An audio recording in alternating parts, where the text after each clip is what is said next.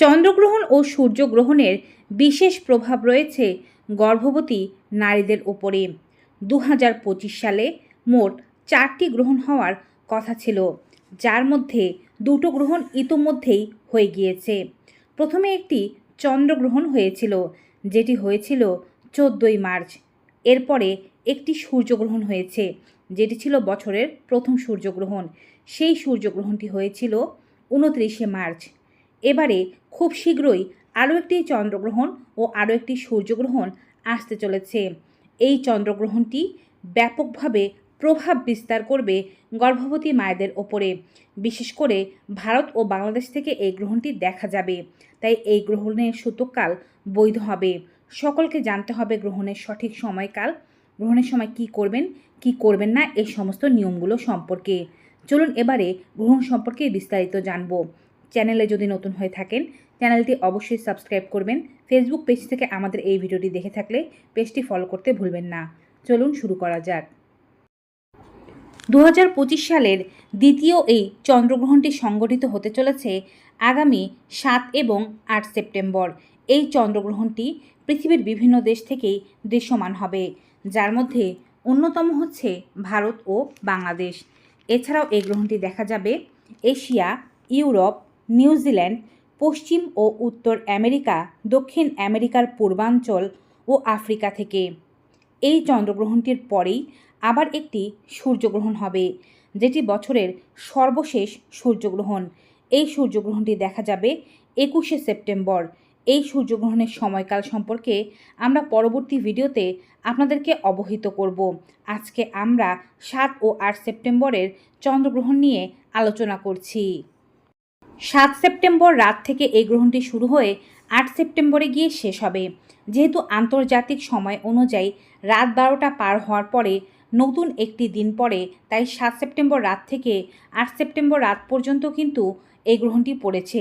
তাই 7 থেকে 8 সেপ্টেম্বর বলা হচ্ছে এই গ্রহণের সময়কাল। তার মানে এই নয় যে 24 ঘন্টা ধরে এই গ্রহণটি চলবে। 7 সেপ্টেম্বর রাতের বেলা এই গ্রহণটি শুরু হবে। যখনই রাত 12টা পার হয়ে 8 সেপ্টেম্বরে নতুন একটি দিন পড়বে, তখন এই গ্রহণটি শেষ হবে। ভারতীয় সময় অনুযায়ী এই গ্রহণটি আংশিক গ্রহণ শুরু হবে 7 সেপ্টেম্বর রাত 9টা বেজে 57 মিনিটে। মূল চন্দ্রগ্রহণ শুরু হবে রাত 11টায়। গ্রহণ সর্বোচ্চ অবস্থায় থাকবে 7 সেপ্টেম্বর রাত 11টা 41 মিনিটে, অর্থাৎ সে সময় চন্দ্র পুরোপুরিভাবে গ্রাসিত অবস্থায় থাকবে। মূল গ্রহণটি শেষ হয়ে যাবে 8 সেপ্টেম্বর রাত 12টা বেজে 22 মিনিটে। যখনই রাত 12টা পার হয়ে 8 সেপ্টেম্বরে পড়ল, তখন নতুন একটি দিন শুরু হলো। আংশিক গ্রহণ শেষ হয়ে যাবে 8 সেপ্টেম্বর রাত 1টা বেজে 26 মিনিটে। মনে রাখবেন, যেহেতু গ্রহণ ভারত ও বাংলাদেশ থেকে দেখা যাবে, তাই শুধুমাত্র মূল গ্রহণের সময় ও মূল গ্রহণ শেষের সময় মানলে চলবে না। আপনারা একেবারে রাত 9টা বেজে 57 মিনিট থেকে রাত 1টা বেজে 26 মিনিট পর্যন্ত মানবেন। এবার বাংলাদেশের সময় অনুযায়ী গ্রহণের সময়কাল জানাচ্ছি।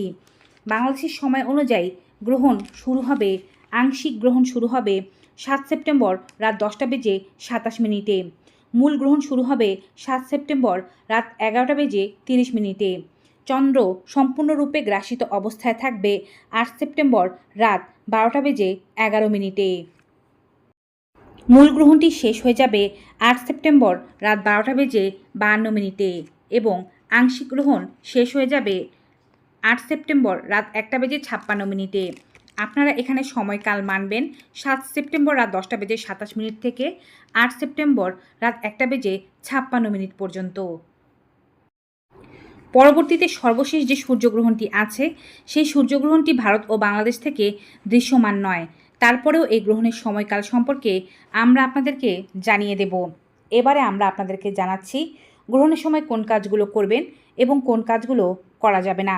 গ্রহণের সময় বাসা থেকে বাইরে যেতে বারণ করা হয়ে থাকে।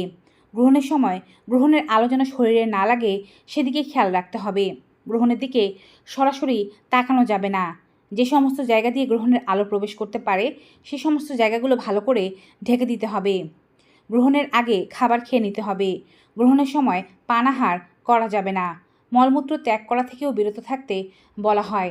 তবে গর্ভবতীরা এত দীর্ঘ সময় মলমূত্র ত্যাগ না করলে তাদের কষ্ট হতে পারে, তাই চেষ্টা করবেন মূত্রের চাপ পেলে প্রস্রাব করে ফেলতে।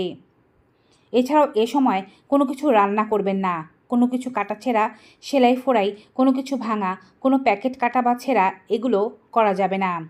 গ্রহণের আগে ঘরদোর পরিষ্কার করে নিতে হবে। ভগবানের মূর্তি কাপড় দিয়ে ঢেকে দিতে হবে। গ্রহণের সময় পূজা অর্চনা, দান এমন কোনো ভালো কাজ করা যাবে না। মনে মনে সৃষ্টিকর্তার নাম জপতে পারেন। ঘরে যে সমস্ত শুকনো খাবার ও জলের পাত্র আছে তার মধ্যে তুলসী পাতা দিয়ে রাখতে হবে।